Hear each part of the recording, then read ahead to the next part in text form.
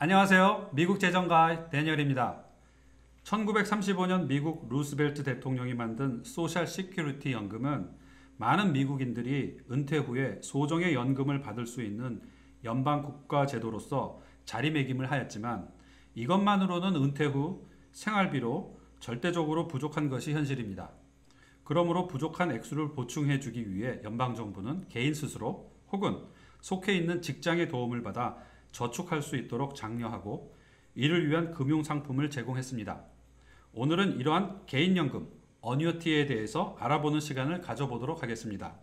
이를 위해서 제가 오늘 이 분야의 최고의 전문가를 모실 수 있게 되어서 너무나 기쁘고 영광입니다. 제 옆에는 제일리 선생님이 계십니다. 안녕하세요. 네, 안녕하십니까? 네, 제이 선생님 먼저 본인 소개를 간략하게 해주시길 바랍니다. 네, 알겠습니다. 저는 한 총 25년간 금융업계에서 근무를 하고 있고요. 처음에는 스탁브로커로서 한 10년간 주로 주식이나 증권, 채권, 뮤추얼 펀드 다양한 상품들을 관리를 했었고 지금은 한 2, 3년간 어뉴이티 그러니까 그 연금이 되겠죠. 그 연금 플랜을 주로 이제 그 스페셜라이즈 해가지고 많은 분들에게 상담도 해드리고 트레이닝을 해주고 있습니다. 아, 네. 잘 알겠습니다. 예. 그러면 첫 번째 질문을 드리도록 하겠습니다. 제가 서두에서 간단하게 말씀드렸듯이 미국에서 받을 수 있는 은퇴연금인 소셜 시큐리티 연금만으로는 많이 부족하지 않습니까? 네. 지금 상황에 대해서 간단하게 먼저 설명을 좀 해주세요. 네, 알겠습니다.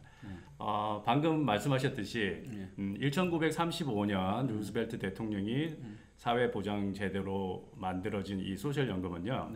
그 당시에는 그 대공황이 있었지 않습니까? 그렇죠. 1929년 Great Depression이라는 대공황을 이겨내기 위해서 많은 분들이 은퇴를 장려하기 위해서 그 은퇴 연금을 주겠다고 해서 새로운 일자리를 창출하기 위해서 만들어진 제도예요, 원래는. 근데 이제 80여 년이 지난 지금은 그러니까 베이비 부머 제너레이션이 1946년부터 64년 사이에 태어나신 분들이 은퇴를 하기 때문에 많은 그 소셜 펀드 연금이 그분들에게 지급이 되고 있어요. 그래서 돈이 모자랄 수밖에 없는 거죠. 네, 맞습니다.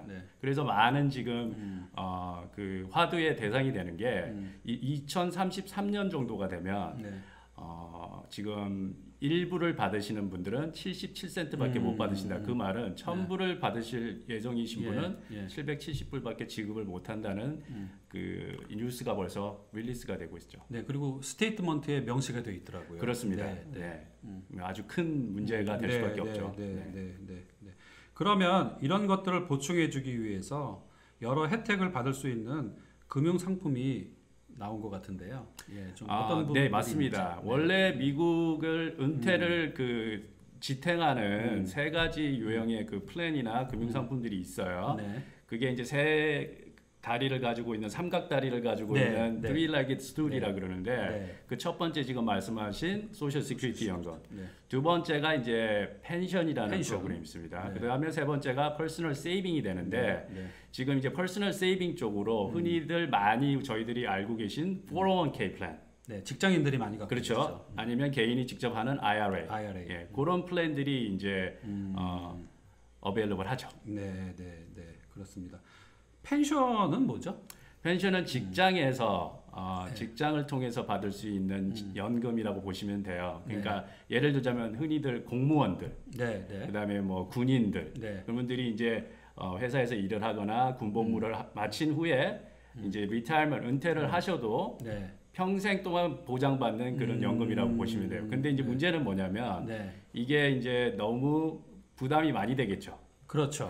그렇기 때문에 지난 한 30여 년간 자료에 의하면 80% 이상의 펜션이 소멸되었습니다. 그래서 그 대부분의 그 펜션 프로그램, 연금 플랜이 이제는 401k 플랜으로 이미 많이 전환이 되어 있는 상태죠. 제 친구가 오래된 회사에서 근무를 했는데 예전 인플로이들은 회사에서 펜션 프로그램이 있었는데 본인은 아깝게도 이제 없어서 그렇죠. 그냥 401k만 받고 있다. 맞습니다. 그런 얘기를 맞아요. 들었었어요. 네, 맞습니다. 맞습니다. 예. 그게 지금 보편화된 상황입니다. 네, 지금. 네. 그렇군요. 그러니까 많이 이런 은퇴 자금이 필요해서 또 많이 해주고 있지만 사실은 또 이런 은퇴연금, 은퇴기금이 고갈되어 있는 게 또 사실이군요. 그렇습니다. 네. 잘 알겠습니다. 자, 그러면 이제 본격적으로 제이 선생님과 함께 우리 어뉴이티에 대해서 공부를 할 텐데요. 근데 좀 요거를 좀 공부하기 위해서는 기초 지식이 좀 필요해요. 그렇겠죠. 그렇죠. 네. 예, 특히 우리 미국에서 돈을 투자할 수 있는 4가지 기관이 있고 그다음에 또 3가지 텍스 유형이 있잖아요. 예, 그다음에 3가지 이자 개념.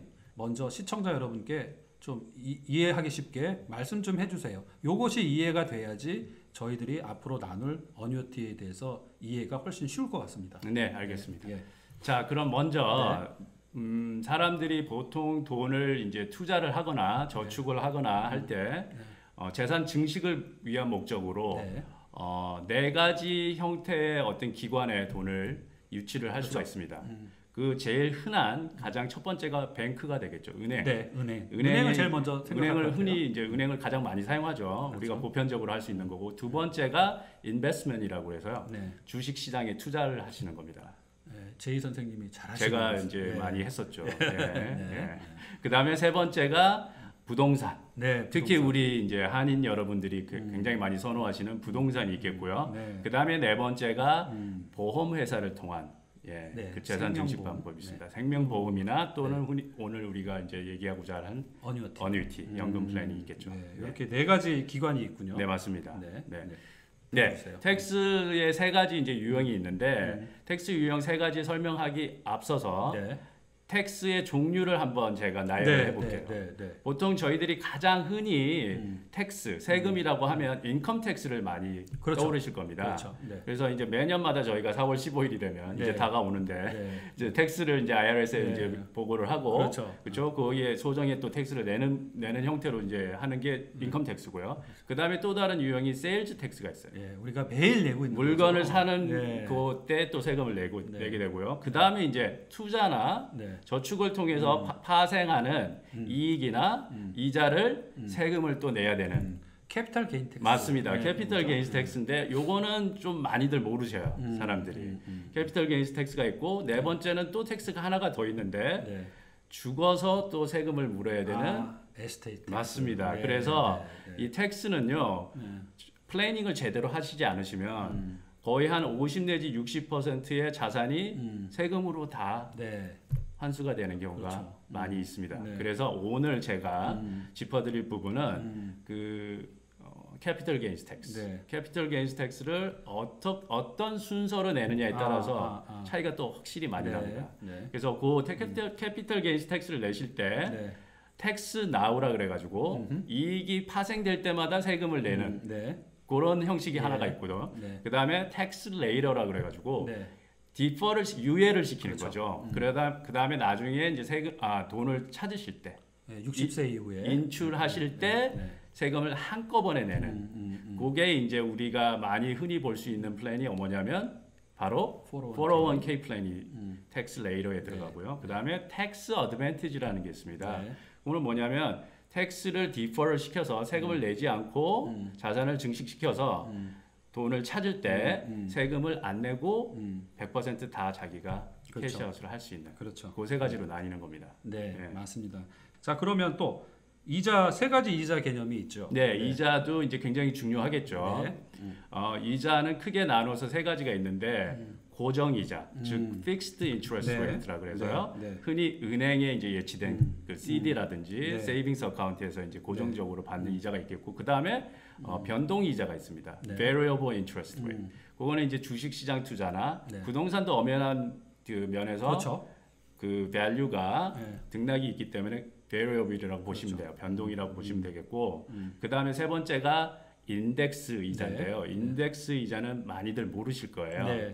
그게 이제 흔히 말하는 주식 시장에 연계되어 있는 S&P 500이나 다우존스나 나스닥에 연계가 되어 가지고 보장을 받는 한마디로 프린시플 개런티, 그러니까 원금 보장을 받고 그다음에 이제 캡이라는 그 맥시멈이 있어서 그 사이에서 보장을 받는 그런 이자가 세 가지 세 번째가 되겠죠. 네, 이제 그렇게 이런 인덱스 이자, 베리어블 이자, 그 다음에 고정 이자, 자 이런 것들을 좀 잘 유념해 두시고 앞으로 저희들 나눌 그 내용을 들어보시면 이해가 훨씬 쉬울 것 같습니다. 자 이제 본격적으로 우리 연금 파트 들어가 보도록 하겠습니다. 네, 많은 분들이 사실은 여러 가지 자산들을 갖고 있는데 금융 지식이 부족해서 자기가 알고 있는 은행이라면 은행, 부동산이라면 부동산, 주식 투자라면 주식 투자에 자기 모든 자산을 이렇게 두고 있는 경우들이 많이 있는데요. 이런 각각의 장단점을 활용해서 분산을 잘 하는 것이 중요할 것 같은데요. 어떻게 분산을 하는 것이 현명할까요? 좋은 질문이신데 네, 네. 많은 분들이 이제 분산을 좀 잘못 이해하시는 경우도 있으세요. 네. 네. 지금 이제 한 예를 들자면 네. 부동산을 선호하시는 분들은 부동산을 많이 하시잖아요. 그렇죠. 편하시니까. 근데 이제 간혹 가다가 제가 이제 이렇게 상담을 하다 보면 네. 부동산을 한 여러 채를 가지고 계신 분이 계셔요. 네. 저기 렌털 프로퍼티를. 네. 그러면 그분들이 말씀하시기를 분산을 해 놓으셨다고 그러세요. 그렇죠. 여러 군데. 여러 군데에서 네. 분산이라고 그러세요, 네. 그거를. 네. 네. 그래서 그거는 똑같은 유형의 투자나 그런 형태로 들어가 있기 때문에 네. 분산이 아닙니다라면 또 어떻게 말씀을 하시냐면은 네. 여러 지역에 깔아놨대요. LA도 있고 샌프란에도 있고 뭐 여러 지역에 해놨기 뉴욕에도 때문에 있고, 그렇죠. 하와이에도 그래서 있고. 분산이다. 네. 또 이렇게 하시는 분들이 있어요. 네. 제가 우스갯소리로 그렇게 얘기를 했지만 네. 많은 분들이 네. 이 리스크라는 그 위험 부담성을 안고 부동산이나 주식을이나 투자를 하시는 분들이 자칫 잘못하면 컨셉을 잘못 이해하시면은 여러 가지 다른 그 어카운트를 해놨다고 해서 분산이라는 게 아니고요. 네. 리스크나 세금이나 이자나 요거를 다 감안을 해서 네. 가장 혜택을 취할 수 있는 네. 그 전체적인 플래닝을 하셔가지고 전문가에게 상담을 받으셔야 돼요. 예, 그게 네, 이제 그렇죠. 진정한 분산 투자가 되는 네, 거죠. 네, 네. 맞습니다. 예, 그래서 잘 장단점을 활용해서 맞습니다. 분산을 하는 것이 그리고 본인의 어떤 은퇴 계획에 맞춰서 그렇습니다. 분산을 해서 장점을 잘 활용할 수 있는 그런 지혜가 필요한 것 같습니다.